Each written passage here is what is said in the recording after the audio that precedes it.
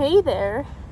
Fancy seeing you guys here. I didn't know how to start this, which is why I guess I tried to do a bit of a transition. God, I'm trying to get comfy. I don't know how to get comfy here though. I just found like this bench that I wanted. I don't know. I was trying to find a place where I could talk, and I can't zoom this out. God, it sucks to have a little bit of shorter arms. If I had gigantic arms, God, you'd be seeing me from like this angle. I gotta do the Pilates to do that. Hi, I'm Alex. I don't know if I liked how I said that. It's fine. I'll figure it out. The reason why I'm starting, I guess, this vlog series, I'm hoping it's a vlog series, is because I'm starting my acting journey, and I kind of wanted to document that in some sort of way. And I think this is also a great, I have stage fright, so I think this is a good step for me, not only getting out of my comfort zone and just like posting something, getting used to a camera, getting used to talking to it. I know I'm supposed to probably look at the camera, but I have this habit of talking to myself in the mirror, probably because I'm like an only child. You know, we gotta dissect some trauma there. I find it reassuring when I have someone looking at me on the other side, whether that be a person or myself, I don't care, and seeing an expression back rather than just looking at a camera. Maybe in time I'll start looking at the camera, but for now you're gonna have to deal with me looking at myself. In terms of why I'm starting acting, I was really interested in it for a long time. In 4th grade, I think I did Rats or whatever it was. It was a musical, and I didn't have any singing parts. I almost didn't have any speaking parts. Crazy. So I had to advocate for myself and be like, hey, I want a line. And she's like, okay, make up your own line. Wild. Telling a 10-year-old to make their own line terrified me, but I think I was terrified of a lot of other things too. In middle school I did a bit of drama, and then I got into high school and I kind of dropped a lot of that like passion, not passion, like I had it, but I just didn't get to do it as much because I was focusing so much on STEM courses like AP Bio and Chem and Physics, and I just occupied all of my time with that because it felt a safer option, and my parents definitely preferred me to do that rather than, you know, explore things in acting. I was really hesitant with it. And then I got into university. I'm doing STEM now, so I love it. It's not something I hate. It's definitely not that, like, I have a passion for it. I just didn't get to do another passion of mine, which was definitely more in the creative field, and pursue acting. So I am now in my 3rd year. I should have graduated by now though, and I was like, what am I wasting my time for? I feel like everyone, or at least I always think, oh, but if I wanted to try acting, or if I wanted to try this one passion, I should have started it like ages ago. When I was starting university, I was like, I should have started when I was in high school, and then when I was in high school, I should have started when I was in middle school and like had like this like child actor thing, which is insane to think of because I don't think everyone starts off as a child actor. But at a certain point I just got sick of myself. Why am I waiting to do something that I really want to do? And I'm relatively young. I'm 22 years old right now. I guess in my mind I feel like I'm running against the clock, and I need to try it. So I was like, let's start it. So that was my whole spiel of why I'm starting this acting journey. And it is currently April. Uni is almost over. I still have a couple of final exams left, which, you know, I'll get past them. It's fine. I'll study for them. But because it's basically the start of summer, I want to run full speed. I forgot. I'm going.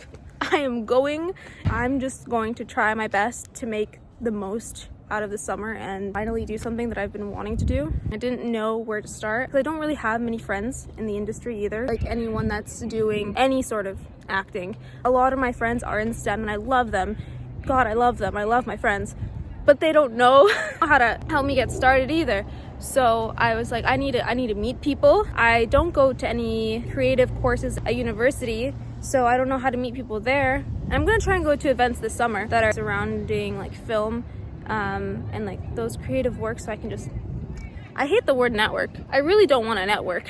I want to meet people and I want to like be friends with them and I want to have like a nice relationship with them, but I guess that's what networking is called.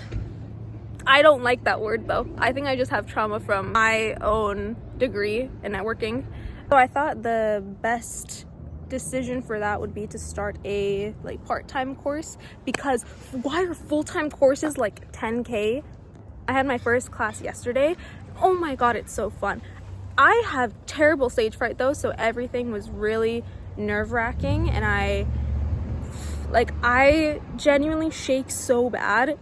I'm basically like one of those massage chairs. I'm just like shaking. I love the teacher that we had. She's like one of the younger teachers, and I think she was just really relatable. And then something that I loved that she talked about was just being yourself in acting, because before I started more seriously taking acting, I always thought like, oh, when you're playing a character, or maybe you're just trying to talk to someone or like empathize with someone, we might have our individual stories, but everyone has a very similar like human experience and like experiences the same types of emotions. And I think if you're able to relate to a person or to a character through certain emotions, you're able to make, I guess, acting but also like empathizing with someone very, very genuine.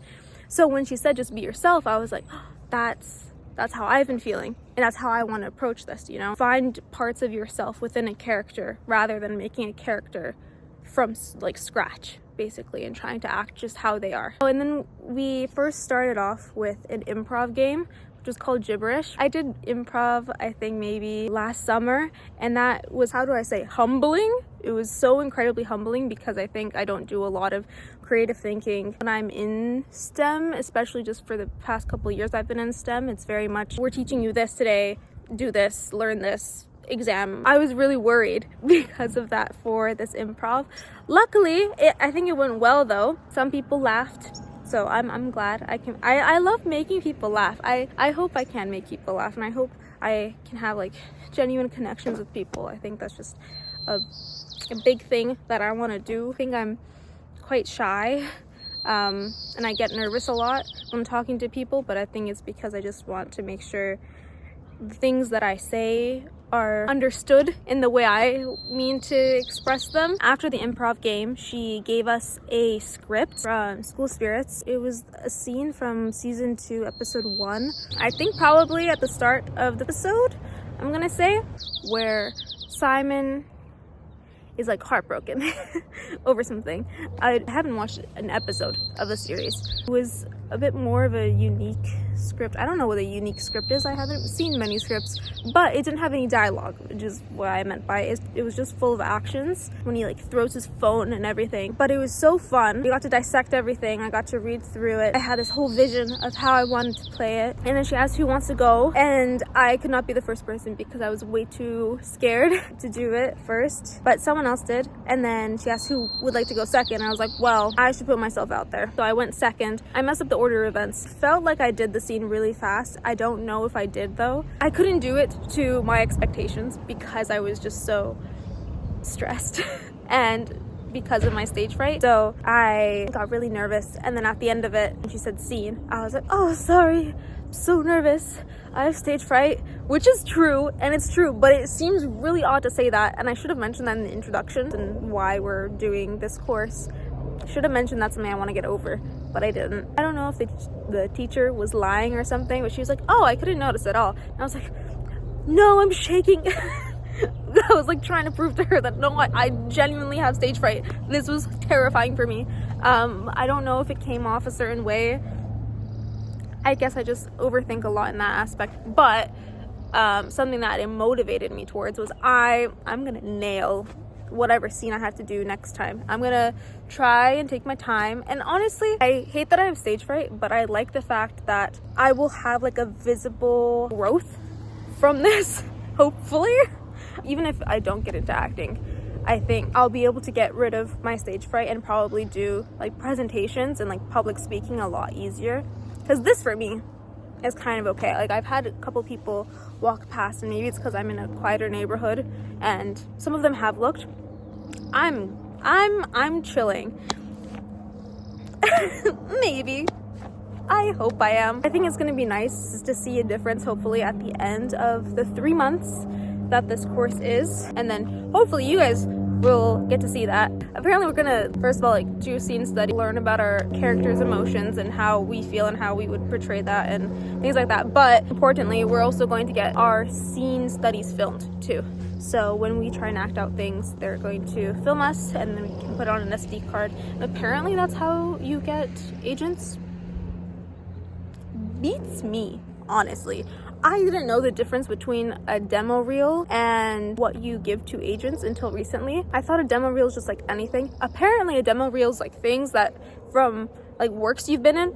I have not been in any works, so that's not a thing I currently have. Also, why are headshots so expensive? Because okay, a lot of things to like apply for certain roles you need a headshot and a demo reel, and I was looking at headshots. Tell me why they're so expensive. It makes no sense to me. Well, it does kind of make I understand it's expensive, but starting out was rough with that, so I'm probably gonna get a friend of mine with a good camera. I think Justine. She has a good camera, and I think I'm probably gonna steal her to help me do a really half-assed headshot, because there's no shot I'm paying $300-$500 for a headshot right now.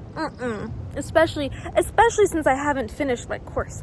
All in all, I am excited. People in my class are quite a bit older than me, not insanely old, you know.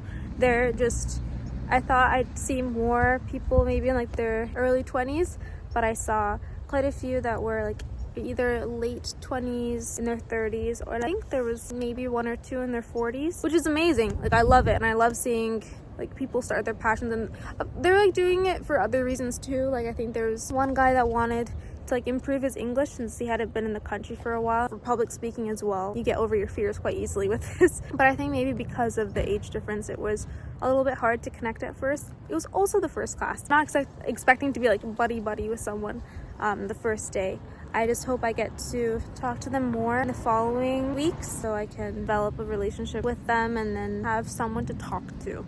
I just want someone to talk to about acting and all of this, because it feels a little bit lonely right now. That's also why I'm making this video, I guess, kind of as a, hey, if anyone wants to talk about this and wants to, I don't know, go through this together.